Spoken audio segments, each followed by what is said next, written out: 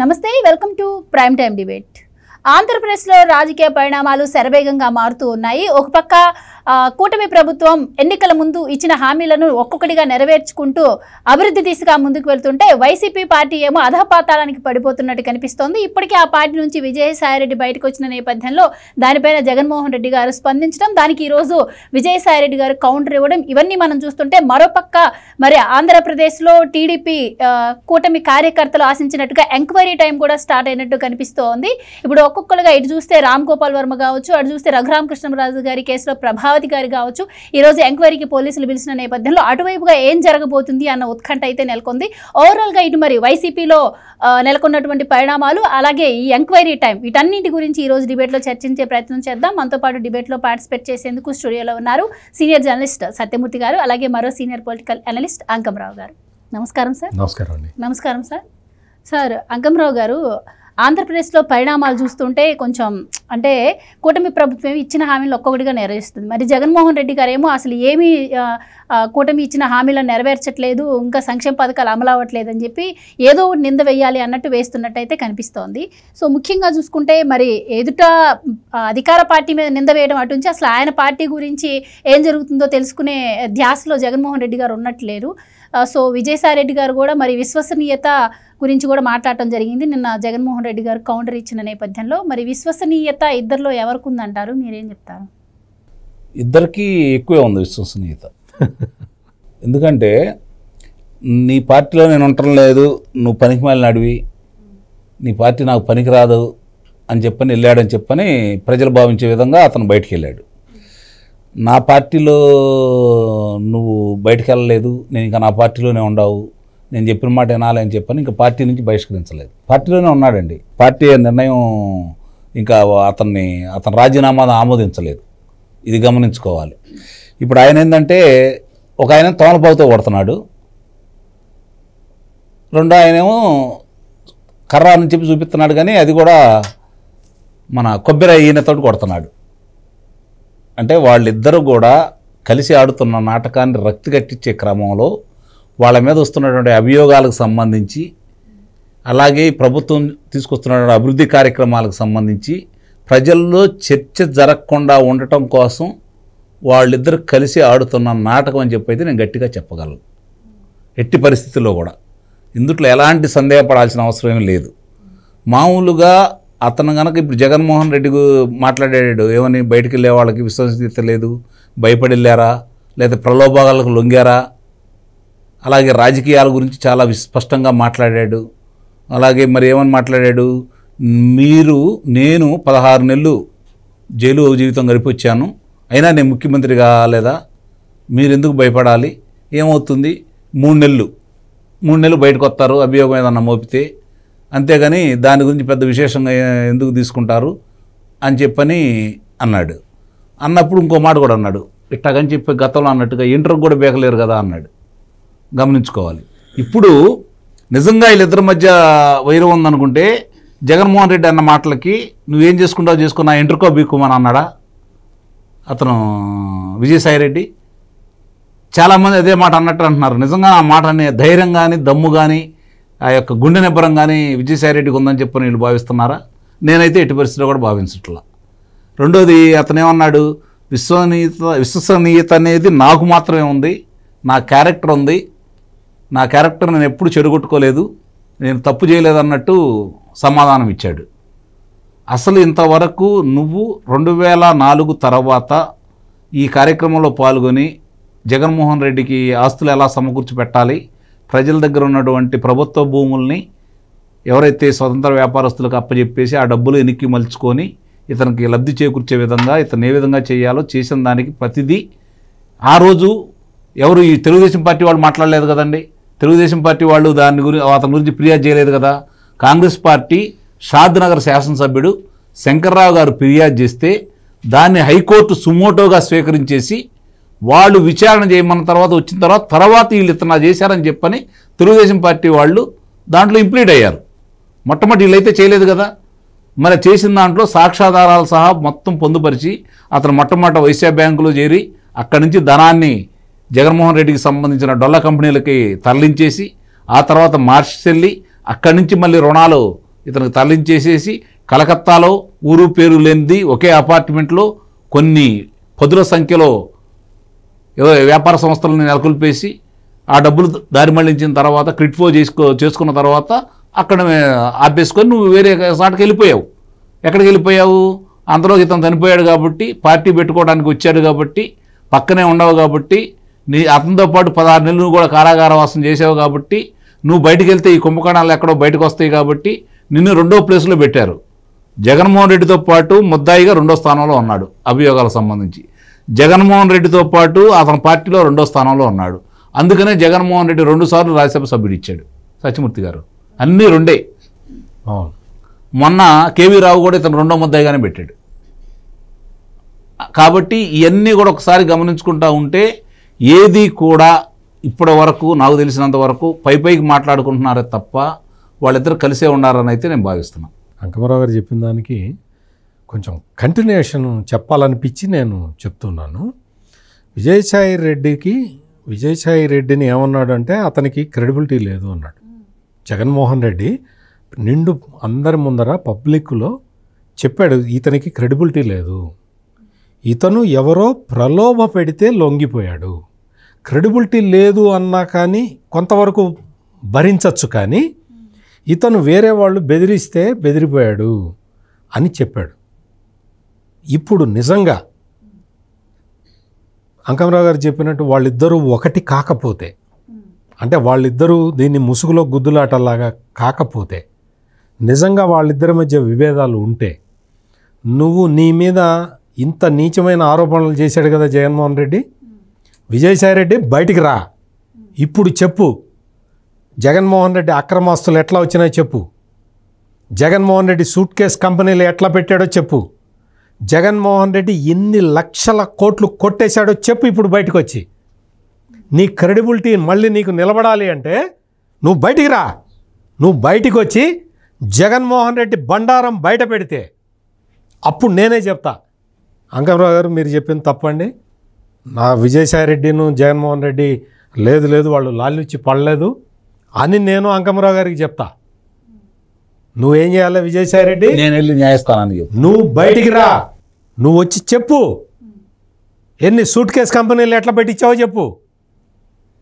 నువ్వు మొత్తం అంతా జగన్మోహన్ రెడ్డికి మొత్తం ప్రజల సొమ్ము అంతా ఎట్లా కొట్టేయాలో చెప్పి ఆ కొట్టేసిన దాంట్లో కొంత వాటా తీసుకొని నువ్వు ఈ రోజున వచ్చి జగన్మోహన్ రెడ్డి నీకు విశ్వసనీయత లేదు, నీవు అసలు మనిషే కాదు అంటే, అవును సార్ నేను మనిషినే కాదు సార్, మీరు కరెక్ట్ చెప్పారు సార్ అంటే ఇంక నువ్వు నిజంగా మనిషివా? ఇది మనం అందరూ ఆలోచించుకోవాల్సింది. చాలామంది నేను ఈ చాలా పేపర్లో ఒకటి రెండు పేపర్లలో ఈ సోషల్ మీడియాలో చూసా, విజయసాయి రెడ్డికి జగన్మోహన్ రెడ్డికి తగిన సమాధానం చెప్పిన విజయసాయి రెడ్డి అని ఎలివేషన్లు ఇస్తున్నారు. చాలా తప్పు. వాళ్ళిద్దరూ ఒకటే, వాళ్ళిద్దరూ కలిసి ఆడుతున్న నాటకం ఇది. లేకపోతే నీకు అసలు క్రెడిబిలిటీనే లేదు అని అతను అంటే ఇతనేం చెప్పాలి? నాకు క్రెడిబిలిటీ ఉంది, నీ దొంగ కంపెనీలు ఇట్లా పెట్టావు, పెట్టించా, నేనే పెట్టించా, నువ్వు అక్రమాస్తులు సంపాదించుకున్నావు, దానికి నేను ఇట్లా సహకరించా, నీ మీద మొత్తం అంతా కూడా వచ్చిన ఇప్పటివరకు వచ్చిన ఎలిగేషన్లన్నీ కరెక్టు, దానికి నేనే సాక్ష్యం అని చెప్పి బయటికి రమ్మను విజయసాయి రెడ్డిని. బయటికి వచ్చి చెప్పాలి, అప్పుడు నీ క్రెడిబిలిటీ ఉన్నట్టు. లేకపోతే జగన్మోహన్ రెడ్డి చెప్పినట్టు నీ క్రెడిబిలిటీ లేదు, జగన్మోహన్ రెడ్డి చెప్పినట్టు నువ్వు అమ్ముడుపోయావు. నువ్వు ఇచ్చిన రిప్లైలో కూడా కరెక్టే ఉంది జగన్మోహన్ రెడ్డికి, నేనేం భయపడలేదని చెప్తున్నావు కదా. జగన్మోహన్ రెడ్డిని బుకాయించడం కూడా రాదు నీకు చేత కాదు. ఒక్కసారి గుర్తు తెచ్చుకో విజయసాయి రెడ్డి, నువ్వు దగ్గుబాటి పురంధేశ్వరి బీజేపీ రాష్ట్ర అధ్యక్షురాలకి వ్యతిరేకంగా ఎటువంటి భాష ప్రయోగించావు ఒక్కసారి గుర్తు తెచ్చుకో. శివప్రసాద్ గారి విషయంలో నారా చంద్రబాబు నాయుడికి వ్యతిరేకంగా నువ్వు ఎటువంటి భాష ప్రయోగించావు గుర్తుపెట్టుకో విజయసాయి రెడ్డి గారు. సత్యం మొట్టమొదట చంద్రబాబు నాయుడు గారిని బొల్లిబాబు అన్నటువంటి దుర్మార్గుడు ఇతను. అలాగే లోకేష్ బాబుని మొట్టమొదటి పప్పు అని సంబోధించిన వ్యక్తి ఇతను. ఇటువంటి వెధవ కామెంట్లు పెట్టిన ఇతనికి పెద్ద సంస్కారవంతంగా సమాధానం చెబుతున్నాడు జగన్మోహన్ రెడ్డికి. ఎట్లా చెబుతావు? మీ ఇద్దరు తోడు దొంగలు కాకపోతే నువ్వు అంత సంస్కారం నీకు వచ్చిందా? సడన్గా వచ్చిందా? గత 20 ఏళ్ళుగా నీకు లేని సంస్కారం ఒక్క రోజులో వచ్చేసిందా నీకు? విశ్వసనీయత నాకు ఉందండి, విశ్వసనీయత జగన్మోహన్ రెడ్డి గారు నాకు ఉందండి, నేను ఎవరికి భయపడనండి, నేను ఎవరికి భయపడే అలవాటు నాకు లేదండి. ఈ సొల్లు కబుర్లు ఎందుకు? భయపడను అంటూనే మరి క్రెడిబిలిటీ లేదు అన్నమాట చిన్న మాట కదా, దానికి సరైన సమాధానం చెప్పాలి కదా. తగిన సమాధానం చెప్పకపోతే విజయసాయిరెడ్డి నువ్వు వ్యవసాయం చేసుకోవడానికి నువ్వు మొక్క పెడితే ఆ మొక్క చచ్చిపోతుంది. వాళ్ళు మొక్క పెడితే బతకదు, అది ఫ్రూట్స్ రావు దానికి. సార్ సత్యమూర్తి గారు, మీరు మరీ అన్యాయంగా మాట్లాడుతున్నారు. అతను ఏమన్నా పళ్ళలో లేకపోతే ఒరో లేకపోతే భలే వాళ్ళే గంజాయి అండి వాళ్ళు చేసేది. ఓహో, ఆ గంజాయి మొక్క కూడా రావు. నేను చెబుతున్నా, నీకు చిత్తశుద్ధి లేకపోతే నువ్వు గంజాయి మొక్కలు పెంచిన గంజాయి మొక్కలు కూడా రావు, పెరగవు అవి. విజయసాయిరెడ్డి ఇప్పటికైనా సరే జగన్మోహన్ రెడ్డికి అది యాక్చువల్గా ఏం పెట్టాలంటే, మిస్టర్ జగన్ నాలుక దగ్గర పెట్టుకొని మాట్లాడు. క్రెడిబిలిటీ లేనిది నీకా నాకా అని సమాధానం చెప్పాలి కదా. జగన్కి ఒక ముద్దు పేరు పెట్టాలి కదా. ముద్దు పేరు ఒకటి పెట్టు, పొట్టోడని పెట్టు, లేకపోతే హీల్స్ వేసుకుంటాడని పెట్టు. ఇంకా మీరు అన్నట్టు జగన్మోహన్ రెడ్డి గారి చిట్టా అంతా ఏం దగ్గరే ఉంది కదా, అవసరం కూడా లేదు కదా. జగన్మోహన్ రెడ్డికి ఒక నిక్ నేమ్ పెట్టు, అందరికి నిక్ నేమ్ పెట్టావు కదా. పెట్టి క్రెడిబిలిటీ లేనిది ఎవరికో నేను చెప్తా అని చెప్పి సవాల్ చేయి. నువ్వు ఇప్పుడు వచ్చి సాఫిస్టికేటెడ్ లాంగ్వేజా నువ్వు మాట్లాడేది? భయమా జగన్మోహన్ రెడ్డి అంటే? ఇక్కడ అంతా మొత్తం డబ్బుల వాటాల్లో తేడాలు వచ్చి నువ్వు బయటికి వెళ్ళావు. నువ్వు దొంగ, ఏటు దొంగవని చెప్పి ప్రజలందరూ అనుకుంటున్నారు. ఈ రోజున వైఎస్ఆర్ కాంగ్రెస్ పార్టీలో ఉన్న ఏ కార్యకర్తను అడిగినా విజయసాయిరెడ్డి దోచుకొని వెళ్ళిపోయాడని చెప్తున్నారు. విజయసాయిరెడ్డి మా అన్నని మోసం చేశాడని ప్రేమత అంటే దొంగల మధ్య వాటాల్లో తగాదా వస్తే ఒక దొంగ ఇంకో దొంగను మోసం చేశాడని ఆ దొంగ అభిమానులు ఏడుస్తున్నారు. అందుకని ఇది ప్రజలకు సంబంధించిన విషయమేమి కాదు. విజయసాయిరెడ్డి ఏదో పెద్ద సంస్కారవంతమైన త్రిబులెక్స్ సోప్ లాగా జగన్మోహన్ రెడ్డికి అంత పొలైట్ రిప్లై ఇవ్వాల్సిన అవసరం లేదు.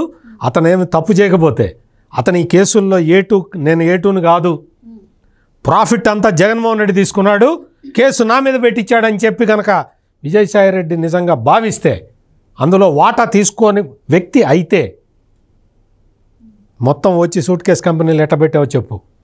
జగన్మోహన్ రెడ్డి మోడ సాపరండి ఏంటో చెప్పు. మోడ సాపరండి నీకే తెలుసు. అందుకని విజయసాయిరెడ్డి చాలా పెద్దరికం తెచ్చుకొని చాలా మాకు ఉందండి, మాకు ఆత్మగౌరవం ఉందండి, మేము ఎవరికి భయపడలేదండి, అందుకనే మేము బయటికి వెళ్ళామండి. ఈ చెత్తవాగుడు అవసరం లేదు. నువ్వు అది చెప్పటంలోనే నీ భయం వెల్లడవుతుంది. నువ్వు జగన్మోహన్ రెడ్డి అంటే ఇప్పటికీ భయపడి చచ్చిపోతున్నావు. రైట్. ఇంకోటి సార్, ఇది వీళ్ళిద్దరి మధ్య ఇలా గొడవ జరుగుతుంటే మరోపక్క ఇప్పటి వరకు టీడీపీ క్యాడర్ ఏదైతే భావించిందో ఆ విధంగా కూడా కొంచెం కేసుల్లో మూమెంట్ కనిపిస్తూ ఉంది. ఇటు చూసుకుంటే రామ్ గోపాల్ వర్మ కూడా ఈరోజు విచారణకు వచ్చిన నేపథ్యంలో మరి అది ఏ విధంగా ముందుకెళ్ళే అవకాశం ఉందంటే, ఆయన విచారణకు సహకరిస్తారంటారా? మీరేం చెప్తారు దీని గురించి? అతను విచారణకు సహకరించడు. వీళ్ళ దగ్గర ఆధారాలు ఉన్నాయి కాబట్టి అవన్నీ స్పష్టంగా అతను మళ్ళీ దాచుకోవాల్సిందేం లేదు కదా. చంద్రబాబు నాయుడు గారిని, పవన్ కళ్యాణ్ గారిని, అలాగే లోకేష్ బాబు గారిని, ముగ్గురును కూడా ఆడవారి రూపాలతో చిత్రీకరించేసి అతను ప్రచారంలో భాగంగా దాన్ని వినియోగించుకున్నాడు. అది చాలు, ఒక ఆధారం చాలు. దానికి ఏం సమాధానం అయితే చెప్పలేడు కదా. తప్పించుకోవడానికి కూడా అవకాశం అయితే ఎట్టి పరిస్థితుల్లో కూడా లేదు. మళ్ళీ దానికి వివరణ మళ్ళీ ఒకవేళ అతను దానికి సమాధానం చెప్పకపోతే సమయం ఇచ్చేస్తారేమో, కానీ మరోసారి మళ్ళీ విచారణ పిలిచిన సందర్భంగా తీసుకొని లానేస్తారు. అందుట్లో ఎలాంటి సందేహం కూడా ఏమి లేదు. తప్పించుకోవడానికి వీళ్ళేని తప్పులు చేశాడు అతను, బహిరంగంగా మాట్లాడాడు. ఈ రోజు విచారణ అని తెలిసి విచారణకు ముందే చెవిరెడ్డి గారితో భేటీ అయ్యారు అని చెప్పి కూడా వార్తలు వస్తున్నాయి. అసలు వీళ్ళిద్దరి భేటీని ఎలా చూడొచ్చు అంటారు? జగన్మోహన్ రెడ్డితోటి భేటీ అవ్వకపోతే మనం ఆలోచించాలి. ఎందుకంటే అతనికి జగన్మోహన్ రెడ్డికి సంబంధించిన కింద వాళ్లే కదా ఇతన్ని మొత్తం చూసుకునేది. చివరిలో ప్రచారానికి కదా అక్కడికి వెళ్ళేది. ఇంకోటి ఏంటంటే, ఈ ఖర్చులన్నీ ఎవరిస్తారు మరి? రామ్ గోపాల్ వర్మ సొంతగా పెట్టుకోడు కదా. ఈ ఛార్జీలు, గిర్జీలు, బస్ ఛార్జీలు, ఆటో ఛార్జీలు ఇవ్వాలి కదా. ఎవరిస్తారు? చెవిరెడ్డితో జరిగిన భేటీ అదంటారు. ఖచ్చితంగా దాంట్లో అనుమానం పడాల్సిన అవసరం లేదు. రామ్ గోపాల్ వర్మ జగన్మోహన్ రెడ్డికి డూప్లికేట్, ఇన్కమింగ్ తప్ప అవుట్ ఉండదు. అవును, మాకు క్షుణ్ణంగా తెలుసు అతని గురించి కూడా. ఎందుకంటే అతనికి ఏ విధంగా ఇప్పుడు ఇక్కడికి వచ్చాడు అనుకోండి, చాలామంది ఏమనుకుంటున్నారంటే 6 రోజుల్లో సినిమా తీసేస్తున్నాడు, కొత్త వాళ్ళు పెట్టి సినిమా తీస్తున్నాడు, ఇవన్నీ అతనికి ఏ విధంగా ₹1 కూడా ప్రచారంలో ఖర్చు పెట్టకుండా పాత్రికేయులందరూ లేదంటే ప్రసార మాధ్యమాలు అతను భుజాన్ని వేసుకుంటున్నాయి కాబట్టి ఇప్పుడు వరకు గడిచిపోయింది. ఇప్పుడు ఎదురు దెబ్బలు మొదలైనవి, అందుట్లో సందేహం కూడా ఏమి లేదు. దీనికి సంబంధించి వీళ్ళు చాలా తీవ్రంగానే ఒక నిర్ణయానికి వచ్చారు కాబట్టి ఇప్పుడు అతను అట్లా అట్టిపెట్టడం కూడా జరిగింది. ఈరోజు అతను ఎట్టి పరిస్థితులు కూడా విచారణకి తనదైన పందాలో చెబుతాడండి. నిస్సందేహంగా వాళ్ళ పందాలో విచారిస్తారు. ప్రస్తుతానికైతే ముందు అడుగుతారు, ఈరోజు చిన్న వెలుసుబాటు ఇస్తారని అయితే భావిస్తున్నాను. తర్వాత వాళ్ళ పందాలో వాళ్ళు అడుగుతారు, వాళ్ళ పందాలో వాళ్ళు ఏ విధంగా అతని చేత ఒప్పించుకోవాలో నిస్సందేహంగా అలానే ఒప్పిస్తారని అయితే నేను భావిస్తున్నాను. ఎట్టి పరిస్థితుల్లో అతను తప్పించుకోవడానికి వీలైతే లేదు, ఎందుకంటే అన్ని సాక్ష్యాధారాలు స్పష్టంగా ఉన్నాయి కాబట్టి. దాంతోపాటు ఇప్పుడు జీవీ రెడ్డి అనే వ్యక్తి ఒక సైడ్ నుంచి అతను మొదలుపెట్టేసి, బాబు నువ్వు ఇంత ధనం తీసుకున్నావు, ప్రజల ధనం, ఫైబర్ నెట్ చైర్మన్ గారు, నువ్వు ఇంత ధనం తీసుకున్నావు, ఇది ప్రజల సొమ్ము, ప్రభుత్వం సొమ్ము, నీ అబ్బసొత్తు కాదు, జగన్మోహన్ రెడ్డి వాళ్ళ అబ్బసొత్తు కాదు, కాబట్టి కక్కు, వడ్డీతో సహా చెప్పాడు చాలా స్పష్టంగా, వడ్డీతో సహా కట్టాలని చెప్పని ఇప్పుడు ఒక వైపు నుంచి అతను బయలుదేరాడు కాబట్టి ఏ విధంగా కూడా అతను తప్పించుకునే అవకాశం లేదు. దీంట్లో ఎవరు దానికి ధన సహాయం చేశారు, ఎవరు దాసరి కిరణ్ స్వయాన వాళ్ళ పార్టీ మనిషే కదా. అవును. కాబట్టి అందరూ కూడా ఆ పార్టీ తరపున చేసిన స్పష్టంగా అందరికీ తెలుసు, అతను కూడా చెప్పుకున్నాడు కాబట్టి ఎట్టి పరిస్థితులు కూడా అతను తప్పించుకునే అవకాశాలు ఉంటాయని అయితే మాత్రం నేను భావించట్లేదు. రైట్. ఇది ఇలా ఉంటే మరోపక్క RRR కేసు కూడా ఈరోజు ప్రభావతి అనే ఆవిడని డాక్టర్ని ఎంక్వైరీకి పిలిచారు అని చెప్పి, ఆవిడేమో సుప్రీంకోర్టులో ముందస్తు బెయిల్కి అప్లై చేశారని చెప్పి ఇప్పటిదాకా ఆవిడ అజ్ఞాతంలో ఉన్నట్టు మనం వింటూ వస్తున్నాము. మరి సో ఈరోజు కూడా ఆవిడ విచారణకు వచ్చారు, మీరేం చెప్తారు? ఇప్పుడు డాక్టర్ అంటే దైవ స్వరూపుడు, అంటే దేవుడు అన్ని చోట్ల ఉండడు కాబట్టి డాక్టర్ని పెట్టాడు అని, అంటే తల్లి డాక్టర్, వైద్యుడు, వీళ్ళిద్దరూ దైవ స్వరూపులు. అటువంటి పవిత్రమైన వృత్తిలో ఉన్న ప్రభావతి ఒక మనిషిని పోలీసులు లాకప్లో పడేసి కొడితే అతను న్యాయస్థానానికి వెళ్తే న్యాయస్థానం రిఫర్ చేస్తే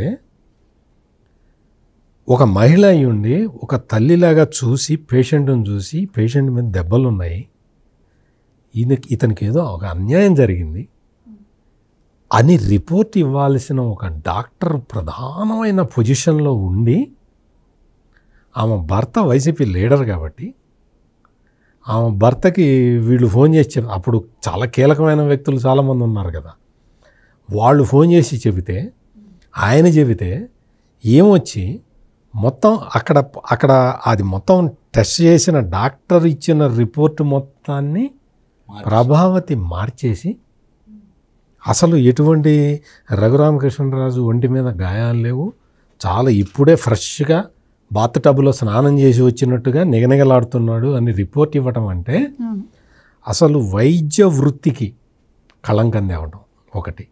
రెండోది, ఒక మహిళ అయ్యుండి కనీసమైన, అంటే మహిళ అంటే తల్లి లాంటిది కదా, ప్రతి మహిళ తల్లి లాంటిది. అటువంటి తల్లి లాంటి పొజిషన్లో ఉండి నీ దగ్గరికి వచ్చిన పేషెంట్ పట్ల అంత నిర్దయగా ప్రవర్తించి దెబ్బలు లేవు అని ఇచ్చావు అంటే ఇంకా నువ్వు అసలు మహిళగా పనికిరావు, డాక్టర్గా పనికిరావు. సత్యమూర్తి గారు, ముందుగా వాళ్ళు రాసుకుంది వేరండి, ముందుగా వాళ్ళు రాసుకున్నది తయారు చేసుకుంది వేరు, అది మార్చాల్సి వచ్చింది. ఎందుకంటే అది ఏంటంటే ఆయన మీద దాడి జరిగితే ఆయనకు ఉన్నటువంటి గతంలో జరిగినటువంటి శస్త్రచికిత్స జరిగింది కాబట్టి గుండెకి ఆ ఉద్రేకంలో ఆయన ఉద్రేకపడితే అవయవాలు సహకరించడం వల్ల చనిపోయాడని చెప్పని చాలా స్పష్టంగా వాళ్ళు రాసుకున్నారు. దాన్ని మార్చారు మళ్ళీ ఇట్లా అనుగుణంగా, ఏది న్యాయస్థానం అడిగింది కాబట్టి, న్యాయస్థానం రిఫర్ చేసింది కాబట్టి నువ్వు దానికి ఏం లేవు, దెబ్బలేం లేవు, బాగున్నాడు అని రాస్తావా?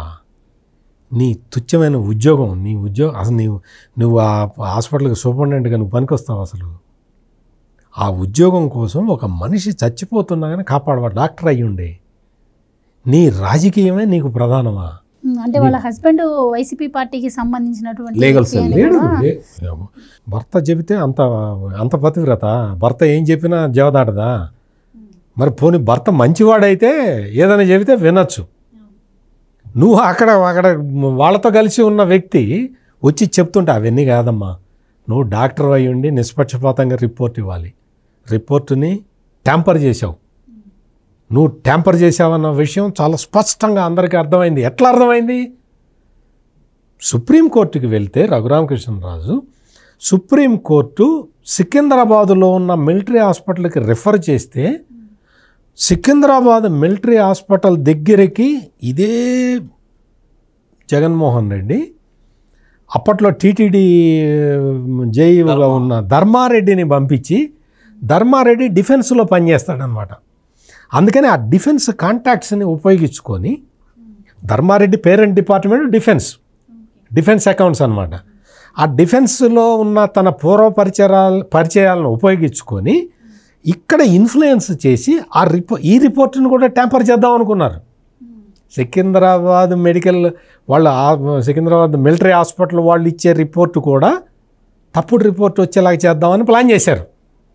కానీ మిలిటరీ డాక్టర్లు కదా, తాట తీస్తాం ముందర అవతలకు పోవన్నారు. ధర్మారెడ్డిని గేట్లోకి కూడా రానివ్వాల. అంత స్ట్రిక్ట్గా చేసి సికింద్రాబాద్ మిలిటరీ హాస్పిటల్ వాళ్ళు రిపోర్ట్ ఇస్తే అందులో హెయిర్ లైన్ ఫ్రాక్చర్ ఉందని తెలిసింది. దాన్ని కాగ్నిజెన్స్లోకి తీసుకొని సుప్రీంకోర్టు రఘురామకృష్ణరాజుని ఇమ్మీడియట్గా వదిలేసింది. ఇమ్మీడియట్గా ఆయన్ని వదిలేసి మెడికల్ టెస్టులు చేయించుకోండి, మీరు చేయించుకుంటారా మాతోటి చేయించమంటారా అంటే అక్కర్లేదు మిలాడ్ నేనే చేయించుకుంటానంటే ఆయన్ని వదిలేసింది. అంటే ఈ ప్రభావతి చేసిన పనిని సిన్సియర్ డాక్టర్లు ఆల్రెడీ ఈ ప్రభావతి తప్పుడు పని చేసింది అని ఈ సిన్సియర్ డాక్టర్లు నిరూపించేశారు, బియాండ్ డౌట్ నిరూపించేశారు. అందుకని న్యాయస్థానాలు ఇప్పుడు చేయాల్సింది ఏంటంటే ఇట్లా రికార్డులు ట్యాంపర్ చేసే డాక్టర్లని కఠినంగా శిక్షించాల్సిన అవసరం ఉంది. లేకపోతే సమాజంలో పోలీసు దౌర్జన్యాలు పెరిగిపోతాయి, పోలీసు అకృత్యాలు పెరిగిపోతాయి. మనం గత 5 సంవత్సరాల్లో జగన్మోహన్ రెడ్డి పరిపాలనలో మనం చూసింది ఇదే. వీళ్ళందరూ ఈ పోలీసులు ఇన్ని అకృత్యాలు ఎందుకు చేశారు అంటే ఈ డాక్టర్ల వ్యవస్థ వాళ్ళు చెప్పినట్టే వినేది. ఇట్లా రకరకాల వ్యవస్థలన్నీ జగన్మోహన్ రెడ్డి డైరెక్ట్గా కంట్రోల్ చేశాడు కాబట్టి, పోలీసులు జగన్మోహన్ రెడ్డి కోసం పనిచేశారు కాబట్టి ఈ వ్యవస్థలన్నీ రాజీపడి బతికినాయి.